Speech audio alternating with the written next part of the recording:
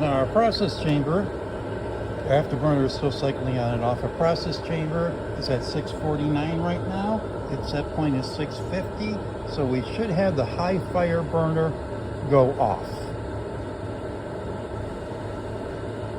And then when that happens, we usually have a climbing on our afterburner happening too. Now the process chamber is going to slowly drop in temperature, and the high fire is going to go back on.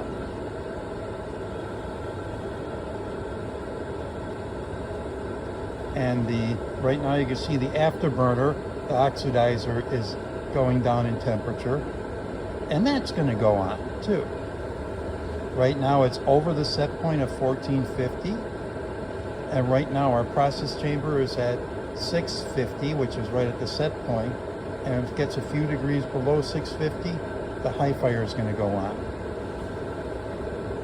We're at 1444 in our oxidizer chamber, so the high fire went on. We're at 648 in our process chamber, and we're dropping. And once we get down to a lower temperature, high fire will go back on to maintain the 650 degrees. It's going to happen any second, folks. And you can look at the afterburner. There we go, 645. The high fire went on. Because we're blowing air in there right now, it's going to drop in a few degrees, and then it's going to start climbing again, because the high fire has a longer flame than the low fire does. A more aggressive flame than the low fire does. So you can see how it will cycle back and forth between the high fire and the low fire. And now we're climbing back up in our process chamber. Once we get more organics going through the oven, we're going to be cycling less back and forth between the high fire and the low fire on the oxidizer chamber, because we're going to be feeding it fuel from the process chamber here.